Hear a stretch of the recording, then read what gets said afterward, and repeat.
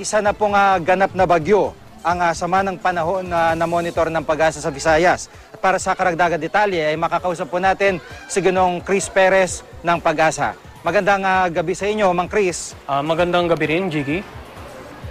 At sa ngayon po ay nasa na po ba itong bagyo at ano po ang itatawag dito ng Pag-asa? Jiggy, ganap na nga naging bagyo yung active low pressure area na binabantayan natin kaninang umaga at binigyan po natin ito ng local name na Dindo. At kanina nga pong alas 4 ng hapon, ito ay tinatayang nasa layong 670 kilometro silangan-hilagang silangan ng Birac, Catanduanes. Taglay ni Dindo ang lakas ng hangin na umabot na hanggang 55 kilometro bawat oras at inaasahan na kikilos sa direksyon Pakanluran, Hilagang Kanluran sa bilis naman na 19 na kilometro bawat oras.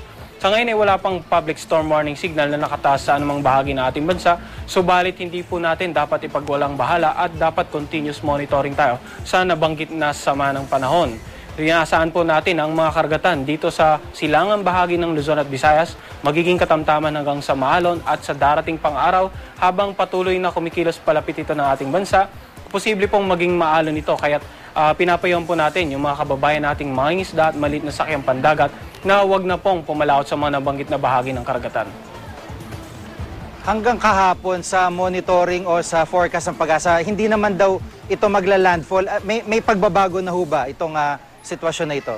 Sa ngayon, Jiggy, within the next 24 to 48 hours, hindi po natin inaasahan na tatamay sentro nito sa anumang bahagi ng ating bansa. Pero sa darating na Biyernes, kung magpapatuloy po ito sa bilis at direksyon ng pagkilos na gaya ng nasa ating forecast, inaasahan po natin na posibleng tumamay sentro nito dito sa may bandang dulong Hilagang Luzon o sa Batanes Group of Island. Ganun pa man, gaya nga na nabanggit natin, posible pang mabago ito kaya dapat po patuloy pagmamatyag natin sa nabanggit na sama ng panahon. Yung ulan po na dala niya, nakikita niyo ho ba na malakas yung ulan at maraming tubig ang dadali na ulan?